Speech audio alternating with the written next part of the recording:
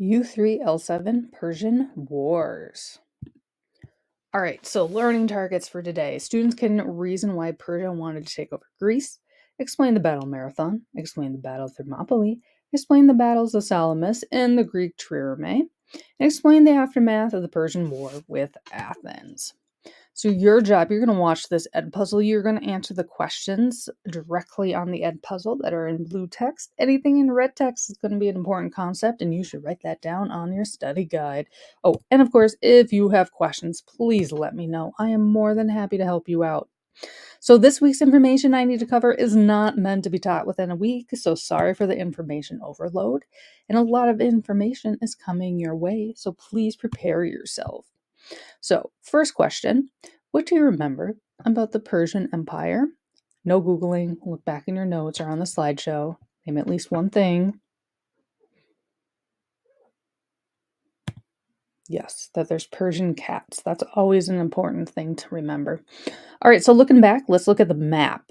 So we talked about last time how the Persian Empire kind of started in more of this darker blue area, and then it expanded all the way over here into Greece, into Egypt, all the way around here into India, and up here towards the Black and Caspian Sea in the north. So it was a huge empire. We talked about how it was also called the Achaemenid Empire, and it lasted from 559 to 334 BCE. It had some very famous rulers, including Cyrus the Great, Darius the First, and Xerxes. We're going to talk about Xerxes a lot today, by the way. And it ended in 334 BC when Alexander the Great conquered Persia, but we will talk about that in U3-L9. Yeah, U3-L9. All right, so let's get into the Persian Wars because we have a lot to cover today. So the Persian Wars were between 499 and 449, and don't think that there was a constant war all those 50 years. It was more of a war that was kind of off and on. So the Persian Empire creeps closer and closer to Greece during 499. And Persia takes over Anatolia, also known as Ionia, in 499 BCE. There are two city-states, Athens and Eretria, that help the Anatolians and Ionians in battling the Persia. So Persia ends up winning this battle against Anatolia and Ionia. And Persian ruler Darius is super duper mad at the Athens and Eretria for helping Anatolia and Ionia fight against them. So, I know, just told you a lot of information here. So right over here, so remember this is like Anatolia. During this time period is also called Ionia. It means the same thing. Okay. So the Persians who are coming from over here, they're coming in and they wanted to take over Anatolia and Ionia. But Athens and Eretria were like, oh snap, the Persians are coming. Let's help out the Anatolians. So they sent forces over to Anatolia to help fight back against the Persians. The Persians would end up defeating them and moving on closer and closer to Greece. All right, in 490 BCE, Darius sent his army to punish Eretria and Athens. And also he wanted to take over all of Greece. So the Persians first went to Eretria, and the Persians win against Eretria. So then the Persian army then sends out ships to take over Athens. So Persians and Athens armies met outside a town called Marathon in 490 BCE.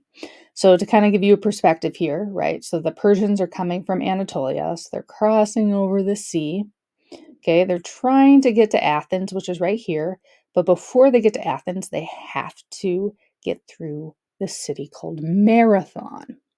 Okay, so Marathon is very hilly, like you can see here in this picture. This is a modern day picture of what Marathon would look like. And there's a lot of limited paths to Athens. So Athens was able to block the Persian army from going through the paths, and the Persian army was forced to retreat. So right before the Battle of Marathon, Athens sends a message to Sparta for help. And the runner with this message, his name is Theodippides. So here's like a artist rendition of Theodippides right here. Legend has it that he ran 140 miles from Athens to Sparta within 1 day. So Sparta, during this time period, is having a religious holiday. Look at them in their little party clothes. And so they're like, yo, no, we can't help Athens. We have a party and a religious holiday to celebrate. We can't come to help you. So legend has it that after Athens beat the Persians, Theodippides ran to Athens to share the news of the victory. So here's another artist rendition of Theodippides, except for this time he's not wearing a tunic. So it was about 26 miles from Marathon to Athens, and Theodippides said, "We've won!" And then he just like collapses and then he dies. So today, the modern Olympics has a marathon, which is about 26 miles. Yeah, pretty cool. That's literally the reason why the marathon is that today. So Darius is super mad that he lost against the Athenians, but he never invades Greece again because he ends up dying in 486 BCE. But his rage lives on because his son, Xerxes, wants revenge. So next lesson, you'll watch a video on it. It's like the coolest battle in history. I hope you enjoy it as much as I do. One thing that you might want to know before we watch that video is the Hellenic League. A Hellenic League is the Greek city-states that were band together, so they all became allies. Because remember, all the city-states are independently like operated, like they have their own governments, but you know, they're pretty outnumbered by the Persians, so they kind of have to have allies. All right, Battle of Thermopylae. So again, this is the video that you're going to watch in U3-L8, but I'm going to go over the basics of it now so you know what the heck is going on in the video. So Xerxes, who ruled from 486 to 465, sent out a huge military to take over Greece. And the military wasn't just like a land army, but also a navy by the sea. And he claimed that he had 1,000,000 soldiers. That was an overestimate. Historians actually estimate that Xerxes had 120,000 to 300,000 soldiers, which is still a huge army because if you put it into perspective, Athens had like 13,000 at most. So Persian soldiers wanted to go south to Athens. So here's like this really like crazy map, but I'm going to kind of simplify this for you. So remember, Persians are over here. They are walking their way up through northern Greece, okay, and then down to the peninsula. And they're trying to get to Athens. So Athens is right here. Okay, so they have to get through all of this land right here to get to Athens. So 7,000 Spartan and Athenian soldiers met them at the Strait of Thermopylae. That's right. So the Persians are coming down this way. Athens and Sparta, they are sending their troops northward, and they're meeting right here at Thermopylae. Okay, so Thermopylae is right there.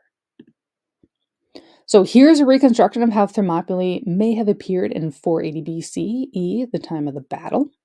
So here's my question for you. What do you notice about the Strait of Thermopylae?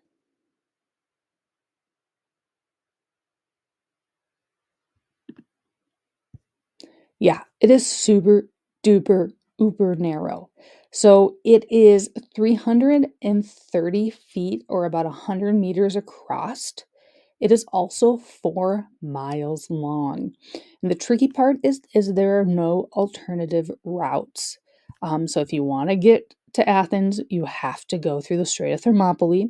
And if you fall off any of these cliffs here, you fall into the water and you're pretty much a goner. You're dead. So in 480 BCE, there are 7,000 Spartans and other ally soldiers trying to stop the Persians' advancement on the Strait of Thermopylae. This army is led by the Spartan king. His name is Leonidas. He shows up a lot in U3-L8's little video. This is a 3-day battle, And going into the battle, Leonidas knew that he was going to lose. Okay. He told most of the Spartan and ally soldiers to retreat. So he told about 6,700 of those soldiers to retreat, go more towards the inland, and regroup. And then he and 300 of his Spartan soldiers stayed behind in order to block the Persians from catching up to the retreating soldiers. So again, the video will show you a reenactment of the battle, so I won't get into too many details, although it is super cool. So Leonidas and his 300 Spartans battle about 10,000 Persians. That's right. One dude and 300 Spartans battle 10,000 enemies. That's crazy numbers. Xerxes sent his special force against these 300 Spartans. They were called the Immortals. Here's like a relief of the Immortals. So the Immortals were Xerxes' special bodyguards. They were the best of soldiers, and they were very heavily armed compared to the rest of his army. So Leonidas and the 300 Spartans made something called a phalanx. So a phalanx is a tactical position for battle. This is really popular among hoplite soldiers. So remember, we talked about hoplite soldiers a couple of videos back. So those are citizen soldiers, such as farmers. And they're typically trained, but not super elite. But in the case of Leonidas and his 300 during the Battle of Thermopylae, they were very well-trained soldiers. These weren't just your everyday soldiers. In a phalanx, soldiers would stand side by side with shields overlapping and spears sticking out through the gaps. And so it was just a big, giant wall of shields and spears. So here's some other angles of what a phalanx would look like. So here's more of like a top view. Here's more of like, if they're coming right at you, you can see it's just this huge wall of overlapping shields. Got a lot of spears sticking through. Yeah, not a pleasant sight to see. So Leonidas and the 300 Spartans ended up losing, but not before killing 20,000 Persian soldiers. Think of that. Wow, that's crazy. So again, it started off with about 7,000 soldiers totally for the Greek soldiers. And that 20,000 is included with the total of the 6,700 like reinforcements that Sparta had. But still, if you think about like just the odds of about 7,000 soldiers versus about 120,000 soldiers, killing 20,000 Persian soldiers is a lot. Yeah. Anyway, sorry. Military history. All right. So, how is this even possible? How can so few Greek soldiers kill so many Persian soldiers? So, Persian soldiers were really armed poorly. Their shields were made of wicker. So, think of like wicker baskets. That's what their shields were made of. And is wicker going to protect anyone? No, it's not. And 300 Spartans were armed heavily in bronze. So the Persians usually honor their dead enemies, but Xerxes was so incredibly mad at his loss of 20,000 soldiers that he cut off Leonidas's head and put it on a stick. And after the Persians left, Greek soldiers went back and buried the dead. And 40 years later, they made a statue of a stone lion to honor Leonidas. And the Persian army would keep on moving into Athens after the Battle of Thermopylae. So, Spartans are leading the fight at Thermopylae. What are the Athenians up to? Because aren't they like, I don't know, allies? Yeah, they're helping out too, don't worry. But Athens is really known for their navy, not their army. So, like we said before, Battle of Thermopylae was right up here, okay? Now, in Athens, that is down here more towards the south, and you can see that Athens is surrounded by water. So, the Athens are battling in something called the Battle of Salamis. So this is a navy battle. It is Athens versus Persia. And the battle is happening at the same time as the Battle of Thermopylae. So you have two different fronts that the Greeks are battling. And the Strait of Salamis is a very thin portion of water by Athens. So here is a kind of like a Google map view of the Strait of Salamis. So it's right in here. So you can see it is pretty narrow. And Athens has an upper hand because they have something called triremes. So here's an artist's rendition of a trireme. Name 2 things you notice about it, besides it's a boat. You got to give me a little bit more detail than that.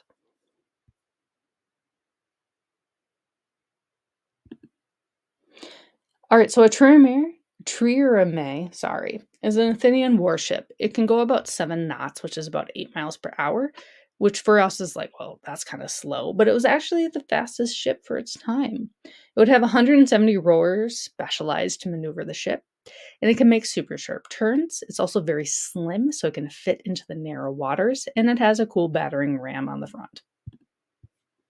All right, let's do kind of a long story short for the Battle of Salamis. So the Athenian navy was led by this dude named Themistocles. Here's him right here. So the Athenians blocked the Persian ships from going through the strait. So you can see this here on this map. So in the blue color, those would be the Athenian ships. And then in the purple color, those are all the Persian ships. So the Persians are trying to get to Salamis, which is this kind of land chunk right here. And this is the Strait of Salamis in here. So the Persian ships were super duper chunky and they could not maneuver well. So the Persian ships ended up hitting each other since the strait is so tiny. And the Athenians rammed into the Persian ships. So Athens won, but the Persian army still got to Athens by ground through the Strait of Thermopylae, which, of course, the Persians defeated Leonidas and his Spartans at. So, Persians dominate. Persians destroy all Greek towns and cities as they move south. Athens evacuates its people, and Persia destroys the city of Athens in 480 BCE. So the Persians then take over all of Greece, but Athens isn't quite done fighting, although they lost their city. So, super long story short, Athens' military keeps fighting, even after Athens is destroyed in 480. But between 480 and 477, Athens is the glue to keeping Greece city-states united. So Athens' navy is super overpowered and drives out the Persian army out of Greece in 477. And Greece cities in the mainland, Anatolia, and Cyprus were still under Persian rule, but the mainland of Greece was now free from Persian rule. And Persia still sends its military campaigns to take over Greece, but that wasn't super successful, hence the Persian War lasting until 449. So kind of again, this map was way back in 750 BCE. And of course, we're talking about 449 BCE. So there's about is that a 300-year difference? So after the Persian Wars, this side of Greece is free from Persian rule. This over here in Anatolia or Asia Minor is not free. Okay, so this is still under Persian rule. Also, the island of Cyprus would still be under Persian rule as well. Cyprus is this island that is in the middle of the Mediterranean Sea. It is close to what is modern-day Turkey, Syria, Lebanon, and Israel. All right, let's wrap this up. Today we will learn about the Persian Wars, Battle of Marathon, Hellenic League, Battle of Thermopylae, Leonidas, Phalanx, Battle of Salamis, and a trireme. Next up, we're going to watch the Edpuzzle video about the 300 Spartans at the Battle of Thermopylae in U3-L7. I will be grading what questions you get right or wrong, so make sure that you're paying close attention. And then after that, you're going to watch U3-L9, Alexander the Great Edpuzzle. And of course, if you have questions or if you want to learn more, please let me know. Happy to help out. All right, bye.